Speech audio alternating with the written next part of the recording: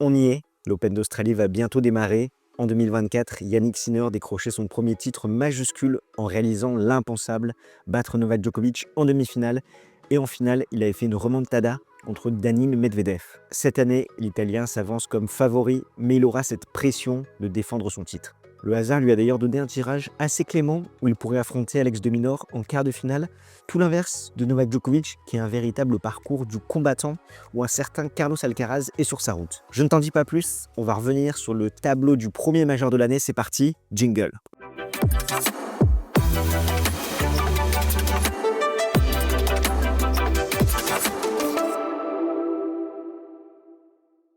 Je ne sais pas toi, mais franchement, je suis ultra hypé par ce tournoi et je pense qu'il s'annonce palpitant parce qu'il y a énormément d'enjeux. On a un Yannick Sinner qui pourrait décrocher un troisième titre en Grand Chelem pour s'installer comme un véritable patron sur dur qui fait qu'il n'aurait plus qu'un majeur de retard par rapport à son rival espagnol, Carlos Alcaraz. Justement, s'il venait à s'imposer, il pourrait devenir le plus jeune joueur à avoir gagné au moins une fois chaque majeur, étant donné qu'il a déjà remporté l'US Open, Roland Garros et Wimbledon. Novak Djokovic, comme d'habitude, il pourrait faire tomber des records avec un 25e sacre en majeur et un 11e titre à l'Open d'Australie. À moins qu'un autre joueur débloque son compteur. En tout cas, je t'affiche les 32 têtes de série qui étaient à l'entame de cette Open d'Australie pour que tu vois un petit peu les forces en présence.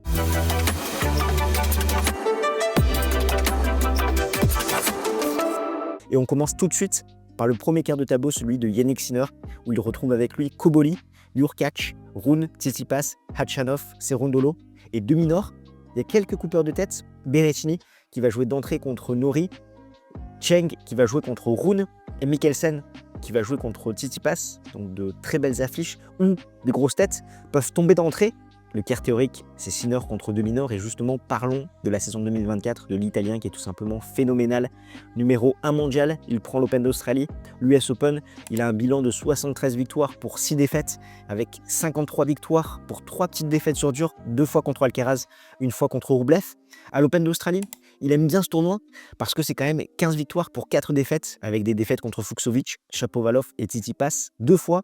On a un Italien qui n'a plus perdu depuis sa finale de Pékin contre Carlos Alcaraz où il s'inclinait en 3-7.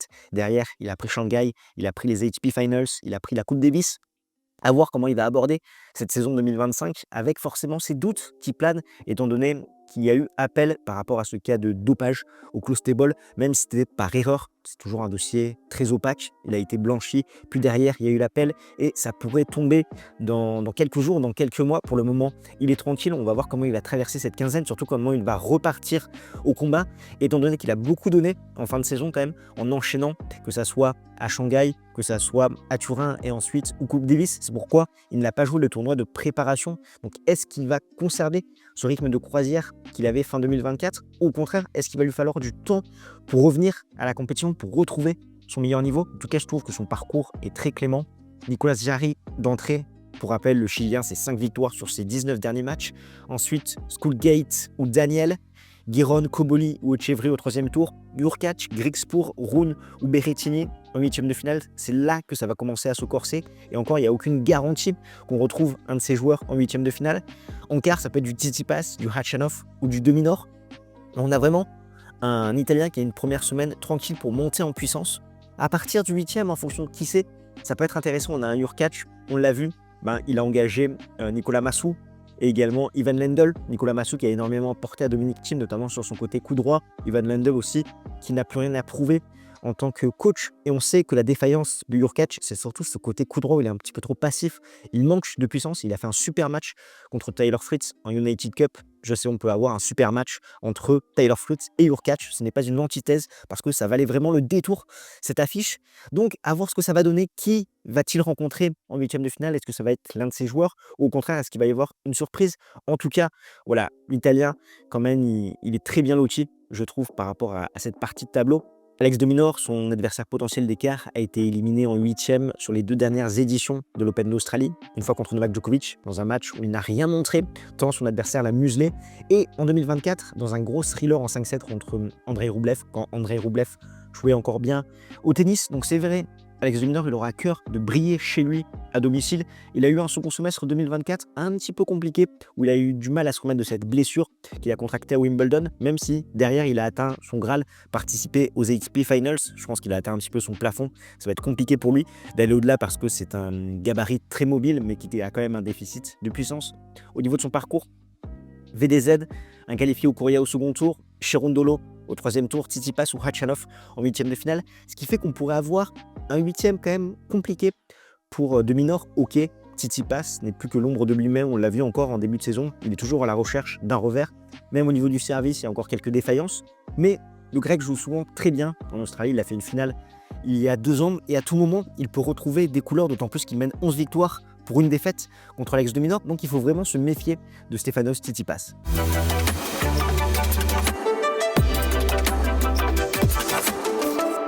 Le deuxième quart, c'est celui de Taylor Fritz, où il retrouve Mpetshi Perricard, Shelton, Musetti, Rublev, Tiafoe, Popyrin et Medvedev. Au niveau des coupeurs de tête, j'ai noté Karen Busta, qui revient bien, qui avait montré de belles choses à la United Cup en début de saison. Maruchan, qui a sorti Rublev il y a quelques jours. Et Fonseca, franchement, ce qu'il nous fait en ce moment, c'est monstrueux. Le quart théorique, c'est Fritz contre Medvedev. On va parler de Taylor Fritz, tête de série numéro 4, qui a fait une très bonne saison 2024 avec une excellente fin de saison et cette finale à l'US Open et aux ATP Finals. C'est vrai qu'il a su progresser dans quelques compartiments du jeu, notamment au service où ça se joue à quelques pourcentages. Maintenant, il est au rendez-vous dans ses grands chelems, alors qu'à l'époque, il performait sur des 250, des 500. Maintenant, on peut vraiment compter sur lui, même si ce n'est pas l'assurance tout risque. On l'a vu en début de saison à la United Cup, il y a cette défaite contre Auger-Aliassime alors qu'il menait largement les débats. Ensuite, il va prendre le titre avec les États-Unis, avec ce superbe match, encore une fois, je le répète, contre Hubert Hurkacz, où vraiment il y a eu du très très beau tennis entre les deux joueurs. Alors est-ce que Taylor Fritz peut espérer défendre son rang? Au niveau de son parcours, quand même, c'est Brooksby, le revenant Brooksby. J'adore Jenson Brooksby, c'est un profil atypique américain, mais c'est toujours compliqué de revenir avec un QI tennis énorme, un déficit de puissance, mais côté revers, c'est tellement propre. Franchement, je demande à voir ce match. Coric, potentiellement au deuxième tour. Ensuite, Mpetshi ou Monfils, en fonction de qui va s'imposer dans ce premier choc. Shelton ou Musetti en huitième, Medvedev en quart. Donc là, on a quand même un parcours avec un petit peu plus de match piège qu'un Yannick Sinner, d'autant plus que Taylor Fritz peut dégoupiller à tout moment, même si maintenant il a quand même un bon niveau moyen par rapport à ce qu'on a vu en 2024. Mais ça peut être assez corsé pour l'Américain. Son quart théorique, c'est Danil Medvedev, justement le Russe. On va se demander s'il s'est fait une santé à l'intersaison, ça a été compliqué en 2024. Même s'il a cette finale à l'Open d'Australie, lui qui n'a plus gagné de titre depuis Rome 2023 sur terre battue, c'est catastrophique pour Danil Medvedev. Parce que maintenant, on a un Danil qui sert moins bien avec ses problèmes à l'épaule, qui est moins constant du fond, ce qui fait qu'il n'arrive plus à faire déjouer ses adversaires. Mais on sait, à l'Open d'Australie, il se sent souvent très bien. Il y a 3 finales, dont 2 remontadas qu'il se prend en 2022 contre Rafa et en 2024 contre Yannick Sinner. Parce que là-bas, c'est quand même 27 victoires, 8 défaites. Et comme un certain Alexander Zverev, c'est souvent un majeur où il va perdre du jeu un petit peu inutilement. On l'a vu l'an dernier où il fait seulement un match en 3-7 avant la finale. Et là, tu ne peux pas espérer avoir encore de l'énergie dans les derniers tours quand tu joues comme ça. Au niveau de son parcours, Sam Reich d'entrée, Hugo Carabelli ou Chen, qui a été quand même finaliste du Master Next Gen. Chen, profil gaucher, c'est un petit peu un Nishikori gaucher, un Nishikori avec le service d'un Manarino. Si tu vois le style, ça peut être très intéressant. Ensuite, Popyrin, Rublev ou Tiafoe et Fritz. Donc, on voit vraiment un Daniil Medvedev qui, dès le deuxième tour, peut commencer à perdre quelques sets par-ci par-là, à voir s'il a appliqué, à voir s'il a fait des ajustements techniques, tactiques, notamment à la relance, ce qu'il avait essayé de montrer avec un tennis un peu plus offensif en finale il y a 12 mois. Et quand même une mention pour le match entre Rublev et Fonseca. D'entrée, on a ce banger entre les deux joueurs. Fonseca, c'est tout simplement monstrueux. Le Brésilien, il est sur 13 victoires de suite depuis le Master Next Gen, 8-0 en 2025. Son match le plus long, il a fait 75 minutes. Il a roulé sur les qualifications. À voir après, forcément, ce groupe match en 3-7 gagnants, qui est beaucoup plus compliqué, la dimension physique. On sent qu'un Fonseca peut décliner comme ça physiquement sur la durée. Mais ça va être franchement très très intéressant. Andrei Rublev qui a perdu contre Maruchan, qui a du mal à se remettre un petit peu la tête à l'endroit, d'autant plus que ça va lui rappeler qu'il y a 12 mois, d'entrée, il avait fait un 5-7 contre un certain Brésilien, Seibold Wild, à l'Open d'Australie et derrière, il avait réussi à se hisser en quart de finale. Au fait, si tu ne nous connais pas, nous, c'est Games Time Talk et on aide les passionnés tennis comme toi à décrypter l'actualité de la petite balle jaune. Alors, si c'est quelque chose qui t'intéresse, si tu as envie de ne rien manquer de cette quinzaine australienne, parce qu'on te prévoit vraiment un programme gargantuesque avec des shorts, des vidéos, des lives tous les jours pour revenir vraiment sur ce qui s'est passé. Si tu veux être au courant de ce premier grand chelem de l'année, tu es au bon endroit, tu prends ta raquette, tu fais ton meilleur Jokos match sur le bouton pour t'abonner et tu actives la petite cloche pour être notifié dès que nous sortons une nouvelle vidéo. D'autant plus que sur notre chaîne, on a Joris qui est en alternance depuis la rentrée 2023. Là, il attaque sa deuxième année et c'est extrêmement compliqué de générer des fonds sur YouTube. Et Joris, justement, il est là pour faire grandir, pour faire croître le projet. Donc, si tu veux nous soutenir, si tu aimes ces vidéos, on a fait une campagne de financement participative sur Tipeee où tu peux donner à la hauteur de tes moyens. Un grand merci à toi.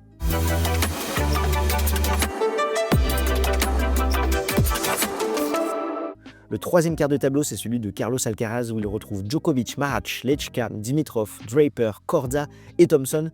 Les coupeurs de tête, Opelka et Kokkinakis, mais j'ai quand même des gros doutes physiques sur eux. Donc on a vraiment déjà là rien que les têtes de série, c'est assez fou le niveau qu'on peut voir, d'autant plus avec ce qu'on a aperçu en ce début de saison. Si on s'intéresse à Carlos Alcaraz, lui forcément il va rêver d'Australie, c'est le dernier grand chelem qui lui manque. Pour le moment, Melbourne ne lui porte pas trop chance, étant donné que c'est 7 victoires pour 3 défaites et un quart de finale au mieux en 2024 où il s'est incliné en 4-7 contre Alexander Zverev. C'est vrai qu'il a du mal sur ce dur un petit peu rapide qui arrive rapidement dans la saison, étant donné que sa jauge de confiance n'est pas encore remplie. D'autant plus que des fois, il reste sur une fin de saison un petit peu compliquée physiquement, où il est en manque de repères. Donc là, il faut vraiment réussir à régénérer ce rythme, régénérer cette confiance, et ça arrive un petit peu plus tardivement dans la saison. Donc là, on va devoir surveiller plusieurs choses. Chez Carlos Alcaraz, on avait vu un changement technique côté revers en fin de saison, notamment pour essayer de briller en indoor, pour qu'on lui prive un petit peu moins de temps côté revers, ou laisser d'être un peu plus compact, à l'image d'Aram Mahac. Ça n'avait pas forcément porté ses fruits au Rolex Paris Masters, il s'était fait sortir contre Hugo Humbert. Par contre, il a essayé, je pense, des choses à l'intersaison au niveau de son service pour retrouver un bon service pourcentage. Je te mets d'ailleurs une image d'un entraînement qui a pu circuler. Donc s'il arrive à corriger ce tir, il peut être très très redoutable. Au niveau de son parcours, Jeffchem Kohn, Nishioka ou Aziz Dougas, le Tunisien, franchement, ça serait ultra cool de voir Aziz au second tour. On l'avait interviewé il y a un an où il avait perdu au dernier tour des qualifs contre Prizmic. Ensuite, Prizmic, on sait qu'il a fait un super match contre Novak Djokovic, donc c'était une occasion en or pour le Tunisien. Et là, s'il arrivait à jouer au second tour contre Carlos Alcaraz, ça serait une très très belle revanche. Thompson, au troisième tour, l'Australien, un joueur qui peut être dangereux, compliqué à manœuvrer pour Carlos Alcaraz. S'il arrive à vraiment l'agresser, le prendre de vitesse sur son côté revers, on sait que Thompson, il varie beaucoup, il prend le filet là-dessus, donc ça peut être intéressant. Et en huitième, un Korda, un Draper, un Kokkinakis, Jumbo monte, mais là encore, on a beaucoup d'incertitudes physiques, que ce soit pour Kokkinakis, pour Jack Draper, qui reprend tout juste, qui a fait un set d'entraînement là avec Novak Djokovic. À Melbourne, Korda, qui retrouve également des couleurs, mais lui, son autonomie, on la connaît pas trop. Et Djokovic, en quart de finale. Un tableau qui peut se corser à partir de la deuxième semaine, avec un gros match en huitième et surtout ce quart contre Novak Djokovic, le maître des lieux, parce que oui, Djokovic, c'est 10 titres à Melbourne, 97 victoires, 9 défaites, mais là, il est fait tête de série numéro 7. Lui, il n'a jamais perdu en finale de l'Open d'Australie, c'est son tournoi, un petit peu comme Nadal à Roland-Garros, et on a pu le voir à l'œuvre en début d'année à Brisbane, où il a fait 3 matchs, une victoire contre Ishikata, où il a été plutôt convaincant. Il avait retrouvé des bons automatismes, que ça soit au service, côté coup droit. Contre mon fils, c'était un petit peu plus moyen, je trouve un peu plus brouillon. Bon, voilà, on sait que le Serbe est dans la tête du Français. 20 victoires, 0 défaite.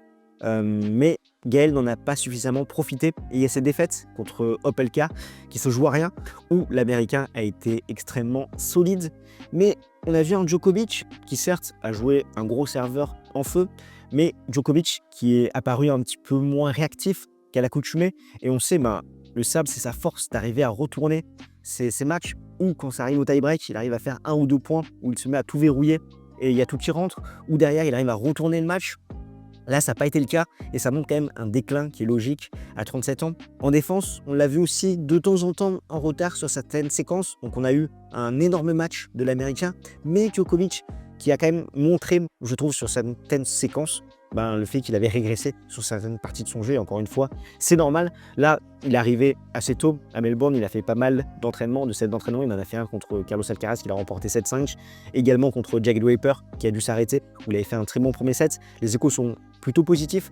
Concernant le Serbe, après, bien évidemment, il faut passer de l'entraînement au match. En revanche, il va négocier telle ou telle situation. Donc, à voir ce que Djokovic va réussir à faire à l'Open d'Australie. D'autant plus, là, ça marque aussi sa collaboration avec Andy Murray. Où, là encore, on voit beaucoup de positifs par rapport aux échanges entre les deux joueurs, par rapport aux séquences qu'on peut voir à l'entraînement. Parce qu'on a Andy Murray qui parle beaucoup, qui encourage beaucoup Novak Djokovic, qui le félicite, qui lui dit là, c'est bien, entre chaque point, etc. Donc, c'est un nouveau discours et peut-être que ça va remotiver le Serbe. De la force, il en aura besoin, Novak Djokovic, parce qu'il a un sacré parcours du combattant. Ça va aider d'entrer un joueur jeune qui a participé au Master Next Gen, plus habitué au circuit Challenger, qui a fait des belles perfs cette semaine où il a sorti Mikkelsen. On a un profil qui est très réactif, notamment à la relance, 43% de points gagnés à la relance sur le circuit Challenger. C'est très costaud. Barré centré côté revers, il a un peu plus de lacunes côté coup droit. C'est moins bon aussi défensivement, mais il sert pas mal et il suit au filet, donc ça peut être intéressant à le surveiller dans les années à venir. Ensuite, Kotov ou le qualifié portugais Faria, qui a perdu un set en qualif contre Lajal, qui est plus un joueur de terre battue, mais qui a quand même un bon coup droit, agressif, bon service également. Et c'est à partir du troisième tour où ça peut se compliquer. Marac, le Tchèque, qui a fait une très bonne United Cup, même si derrière il a dû abandonner contre Tyler Fritz après avoir eu des balles de match à cause de crampes.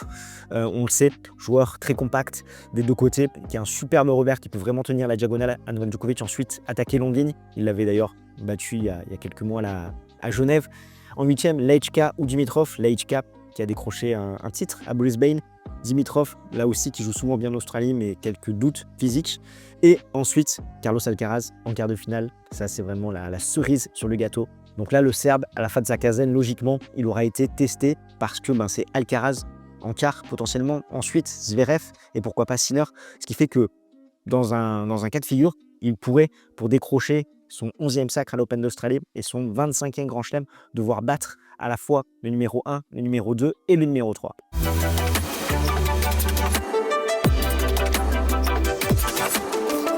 Et enfin, le dernier quart de tableau, celui d'Alexander Zverev, où on retrouve Ruud, Auger-Aliassime, Tabilo, Paul, Humbert, Fils, Baez, les coupeurs de tête, Mensik, Cheng et peut-être Kyrgios, mais j'ai quelques doutes physiques là encore. Le quart théorique, c'est Zverev contre Ruud. L'Allemand, il a déjà repris sa saison à la United Cup avec des victoires contre Montero et Zeng. Et ensuite, il a dû déclarer forfait à cause d'une élongation au niveau du biceps, demi-finaliste en 2024, où il était à 1-7 de cette finale. Il se prend une remontada contre Daniil Medvedev. À Melbourne, c'est 25 victoires, 10 défaites. Et sur ces 25 victoires, on a quand même 15 qui ont été en 3-7. Ce qui fait qu'il y en a 10 quand même qui se sont joués en plus de 3-7. Et c'est un peu ce que je disais pour Daniil Medvedev, l'Allemand en majeur. Il a souvent tendance à perdre du jus dans les premiers tours de façon un petit peu inutile. Et il arrête carbo en fin de tournoi. Donc au niveau de son parcours, Pouille, Darderi, Caso, Baez ou Kyrgios, Fils ou Humbert et Ruud potentiellement en quart de finale. Ce qui fait qu'on a un parcours assez bleu-blanc-rouge quand même, où il pourrait avoir à jouer Pouille, Caso, Fils ou Humbert, donc 3 Français. Donc l'Allemand devrait être présent au rendez-vous. D'ailleurs, il y a un bon coup à jouer quand même pour Fils ou Humbert dans cette partie de tableau-là. Et son adversaire théorique, Casper Ruud, qui a montré de belles choses en United Cup, qui a montré aussi de belles choses sur la fin de saison aux ATP Finals en se qualifiant pour la demi-finale. Mais l'Open d'Australie, c'est pas vraiment son fort. 12 victoires, 7 défaites. Son parcours, Mouillard, Mensik, Chang ou FFA, Paul et après Zverev. Donc c'est loin d'être simple et à mon avis, il y aura des surprises du côté du Norvégien. On arrive à la partie qui t'intéresse, les pronostics. Donc je rappelle les quarts théoriques. Sinner, demi-nord, Fritz, Medvedev, Alcaraz, Djokovic, Zverev, Ruud. Et ce que je vais pronostiquer, Sinner, Tsitsipas, Fritz, Medvedev, Alcaraz, Djokovic et Zverev, Paul, avec une demi Sinner, Medvedev et Djokovic, Zverev. Finale, Sinner contre Djokovic avec à la clé une victoire de l'Italien qui réalise encore une fois l'impensable de battre Novak Djokovic en finale chez lui à l'Open d'Australie pour décrocher son 3e sacre majeur, son 2e à Melbourne. Et honnêtement, c'est vraiment pas évident de se projeter sur ce tournoi en matière de pronostic parce que malgré tout, Djokovic, il y a beaucoup d'inconnus. Donc là, il tape bien la balle. Il a quand même un parcours pas évident. J'ai pas énormément de garanties et de confiance envers Carlos Alcaraz à l'Open d'Australie. C'est pourquoi je me dis que Djokovic peut carrément le passer. Après, Alexander Zverev, là aussi, c'est difficile d'avoir des certitudes en majeur avec ses défaillances côté coup droit. Donc finalement, au vu de son parcours clément et de son niveau de jeu moyen sur dur qu'il a montré en 2024, c'est Yannick Sinner qui offre le plus de garanties et où on peut avoir un peu un bon niveau de confiance. Et derrière, je vais manger un peu du côté de Novak Djokovic qui a quand même énormément de certitudes chez lui à Melbourne. Avec tout ça, on a énormément de premiers tours popcorn, que ça soit Hurkacz contre Griekspoor, Berrettini contre Norrie, Chen contre Rune, Tsitsipas contre Mickelson, Manarino contre Khachanov, Monfils contre Mpetshi Pericard, Sable White contre Maruchan ou Dimitrov contre Fonini. Ça promet, ça commence ce dimanche. Et en plus de tout ça, si toi aussi tu veux faire des pronostics, on a un super jeu qui s'appelle la World Tennis League où chaque semaine, tu choisis un tournoi et un joueur. Tu vas inscrire autant de points que le joueur en a glané dans le tournoi en question, sauf qu'il y a une contrainte majeure. Tu ne peux utiliser ce joueur qu'une seule fois dans l'année. Donc si tu prends Djokovic à l'Open d'Australie, ensuite tu ne pourras plus l'utiliser. Donc là, on est énormément cette saison, ça fait extrêmement plaisir. Je te mets tous les liens en description.